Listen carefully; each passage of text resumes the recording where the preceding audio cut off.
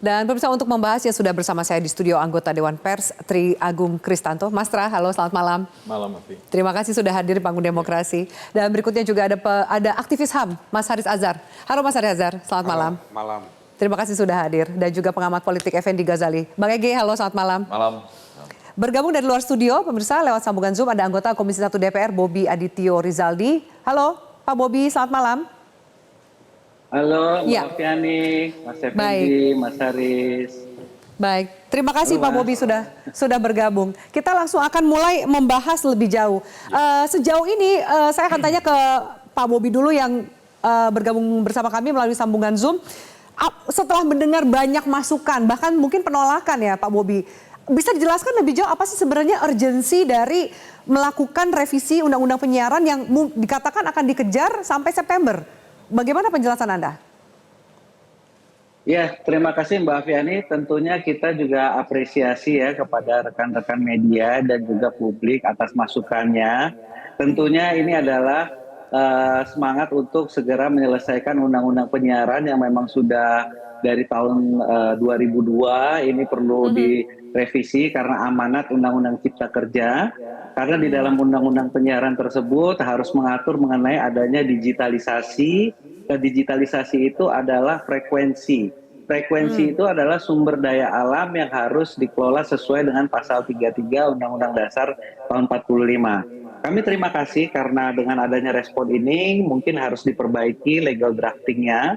Karena dengan semangat yang sudah disampaikan oleh rekan-rekan saya juga sebelumnya bahwa sama sekali tidak ada maksud untuk pembungkaman pers ataupun yang disampaikan adanya mengancam demokrasi itu harusnya tidak ada. Karena dari argumen yang sudah disampaikan pasal-pasal tersebut seperti misalkan banyak yang menilai akan adanya pembungkaman melalui pelarangan jurnalistik investigasi. Nah sebenarnya yang ingin dimaksudkan di dalam undang-undang itu adalah penayangan jurnalistik investigasi yang eksklusif. Nah ini yang maksudnya ditekankan itu adalah eksklusivitasnya. Jadi bukan maksudnya eksklusivitas ya? Itu karena di dalam media itu jangan sampai ada satu kasus dibahas di ruang publik yang ada sifatnya adalah pandangan, pendapat itu tidak bisa dibahas oleh lembaga penyiaran yang lain.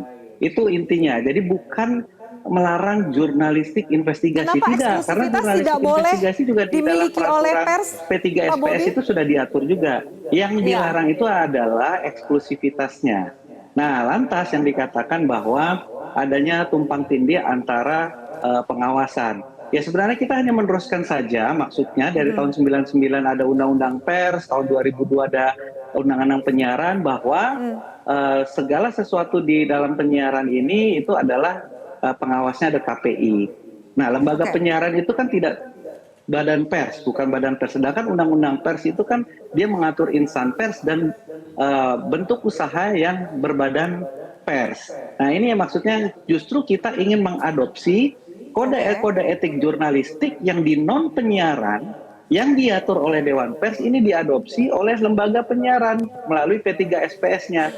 Karena sanksi-sanksi yang ada muatan jurnalistiknya di dalam penyiaran itu dalam beberapa sanksi-sanksi itu KPI itu justru berkonsultasi kepada Dewan Pers. Nah inilah yang kita ingin membuat jembatannya bahwa kode-kode etik jurnalistik yang di dalam non penyiaran itu diadopsi di dalam sektor di penyiaran ini. Nah ini akan lebih maju lagi bahwa selama ini di tahun 99 dan tahun 2002 itu kita kan belum pernah mengenal yang namanya OTT, namanya over the top. Dia itu kegiatannya penyiaran tapi frekuensinya itu bukan di frekuensi siar, dia di frekuensi telekomunikasi. Baik frekuensi siar apapun frekuensi telekomunikasi itu adalah sumber daya alam yang diatur oleh dua undang-undang yang berbeda. Nah inilah justru kita ingin adanya konektivitas antara Dewan Pers dengan KPI untuk mengatur bagaimana kita mengadopsi kode-kode jurnalistik ini masuk di dalam diaplikasikan di dalam kegiatan penyiaran. Karena kode jurnalistik itu ada kode jurnalistik penyiaran dan jurnalistik non penyiaran. Kalau kenapa lembaga yang mengawasinya berbeda? Ya kita hanya meneruskan dari undang-undang yang sebelumnya. Itu tadi, kalau yang namanya pers itu ada Dewan Pers, ada Undang-Undang Pers.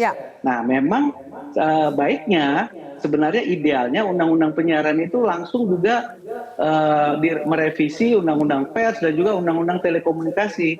Karena bentuk-bentuk format penyiaran itu sudah sangat berbeda dengan waktu untuk ini diundang-undangkan. Baik, itu kira-kira. Jadi semoga saya minta, ini sepertinya yang dituangkan dalam legal drafting yang kelihatannya banyak yang mispersepsi, ini mungkin bisa diperbaiki. Baik, kita dengarkan apa mungkin mispersepsi dan juga masukan ya publik ketika kemudian kita membahas ini. Bang Ege langsung mau menjawab. Mas Bobi yang tersenyum dan seperti banyak menguasai masalah ini. Pertanyaan pertama, ini betul-betul dari DPR ya inisiatifnya ya? Boleh tahu dari PDIP, Golkar, fraksi Nasdem, mana gitu PAN, atau siapa gitu kan? Menarik loh untuk tahu di tengah era transisi ini gitu ya. Langsung mulai naik lagi, ini mulainya dari DPR, jangan-jangan bilang oh enggak dari pemerintah gitu. Tapi kita dengar tadi dari DPR, lalu DPR yang mana nih? PDIP, Golkar, PAN, Nasdem, atau PKS, atau siapa, atau bersama-sama semuanya. Oke, Mas Effendi, jadi inilah indahnya kalau inisiatif dengan usulan pemerintah. Jadi kalau namanya inisiatif DPR itu harus bulat seluruh fraksi. Jadi baru bisa menjadi inisiatif DPR. Nah, undang-undang ini kan sebenarnya sudah masuk di tahun sebelum periode 2019-2024. Tapi dulu hanya karena ada satu pasal antara Balik dengan Komisi 1 ini tidak lanjut diparipurnakan. Nah sekarang ini kan ada kebutuhan karena Undang-Undang Ciptaker itu mengejawantahkan ini harus direvisi karena ada digitalisasi. Digital itu frekuensi siar yang merupakan sumber daya alam yang harus dikelola. Nah ini peraturan turunannya kan belum ada. Pak Bobi, inisiatifnya berarti dari DPR atau pemerintah nih biar clear? Pak Bobi? DPR dan DPR itu bulat seluruh fraksi. Karena sudah kalau tidak bulat seluruh fraksi ya. Jadi inisiatif.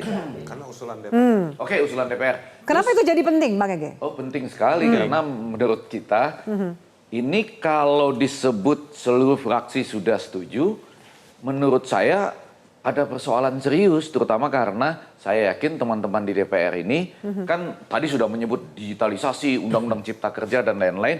Begitu masuk kata eksklusif saja yang dilarang di pasal 50B C ayat 2 itu langsung bertentangan dengan semua dasar ilmu komunikasi. Kalau kita sekolah di UI, Cornell University, Columbia University, semakin eksklusif investigasi jurnalisme investigatif tersebut, semakin tinggi nilainya. Semakin prestisius untuk media dan persnya. Lulusnya cum laude. Jadi Anda merasa ini justru salah kaprah nih. Kenapa kemudian eksklusivitasnya yang dibatasi? Maksud saya masa seluruh DPR yang ini sama-sama keliru berjemaah gitu ya. Iya. Untuk mengatakan yang eksklusif malah yang dilarang. Yang dilarang. Padahal eksklusif itu tanya aja kepada semua orang yang belajar ilmu komunikasi dasar, jurnalistik ya. Itu nilai yang paling tinggi. Jadi salah catatan satu masukan dari Mas justru jangan eksklusifnya yang dilarang. Mas Tra, dari Dewan Pers. Dari penjelasan Mas Bobi maupun kemudian dari kita mendengarkan penjelasan di beberapa anggota DPR Komisi 1 yang lainnya, saya melihat bahwa nampaknya anggota DPR, wakil rakyat kita ini bingung gitu. Membedakan antara lembaga penyiaran itu kayak apa gitu. Padahal lembaga penyiaran itu kan ada dua. Kan ada lembaga penyiaran yang dia menayangkan hanya produk-produk penyiaran dalam tanda petik ANSI. Dan ada juga yang lembaga penyiaran yang punya produk-produk jurnalistik. Seperti Metro TV misalnya. Jadi dan kebingungan itu, saya nyebutnya kebingungan itu, terlihat ketika dalam menyusun draft atau rancangan undang-undang penyiaran, revisi undang-undang penyiaran ini, karena misalnya kalau dalam undang-undang sebelumnya, di undang-undang penyiaran sebelumnya, jelas di situ disebutkan ada konsiderannya menyangkut undang-undang pers, undang-undang 40 tahun 1999. Tapi dalam RUU revisi ini itu tidak dimasukkan. Artinya DPR, kalau ini disebut sebagai inisiatif DPR, mau memisahkan betul lembaga penyiaran itu tidak ada yang menghasilkan produk jurnalistik semestinya gitu. Padahal kan tidak. Lembaga penyiaran banyak juga yang menghasilkan produk jurnalistik. Dan saya setuju dengan Mas Effendi bahwa mestinya ya justru eksklusif itulah yang dikejar. Yang mahal ya, tanda kutip ya. Karena bahkan banyak lembaga yang mesti membiayai lembaga-lembaga pers untuk melakukan investigasi yang eksklusif dan kemudian bisa mempengaruhi kebijakan publik. Karena itulah fungsi pers. Gitu. Jadi fungsi-fungsi ini nampaknya kemudian fungsi pers, saya nggak tahu apakah ada ketakutan, ada kekhawatiran, ada kecemasan dari kalangan anggota dewan terhadap fungsi pers kita hari ini yang semestinya bisa membantu mereka bekerja. Kinerja mereka. Iya, karena justru akan memberikan banyak masukan kalau itu eksklusif juga kan. Itu akan memberikan kontrol. Jangan lupa bahwa pers itu punya fungsi kontrol publik. Dan itulah pilar keempat demokrasi. Karena itu kalau ketika kemudian lembaga penyiaran yang juga memproduksi produk-produk jurnalistik yang harusnya juga eksklusif juga, kemudian tidak boleh masuk ke sini, ya apa jadinya dengan lembaga penyiaran kita? Oke, baik. Saya berikan waktu dan kesempatan untuk Pak Bobi menjawab dan menjelaskan justru awalnya yang mungkin ribut adalah tidak bisa melakukan hasil peliputan investigasi, tapi ternyata yang ditekankan bukan investigasinya, tapi justru eksklusivitasnya. Bisa Anda jelaskan Pak Bobi lebih jauh, mungkin menanggapi juga Bang Ege dan Mas Tra? Iya, terima kasih Mbak Afiani. Terus terang saya juga tambah bingung juga nih kalau begini. Jadi sebenarnya saya tambah bingung juga. Jadi maksudnya eksklusivitas itu begini. Dalam beberapa statistik ada pemberian sanksi oleh KPI setelah berkonsultasi dengan Dewan Pers. Itu dalam jurnalistik investigasi itu ada 3 hal yang penting kalau tidak salah. Saya lupa lah detailnya itu ya. Antara memperoleh informasi, mengolah informasi, dan mempresentasikannya. Nah kayak contoh ada tayangan kriminal apa itu di salah satu stasiun TV swasta. Mengumpulkannya dia sudah sesuai. Bahwa walaupun dia pakai kamera tapi di blur mukanya.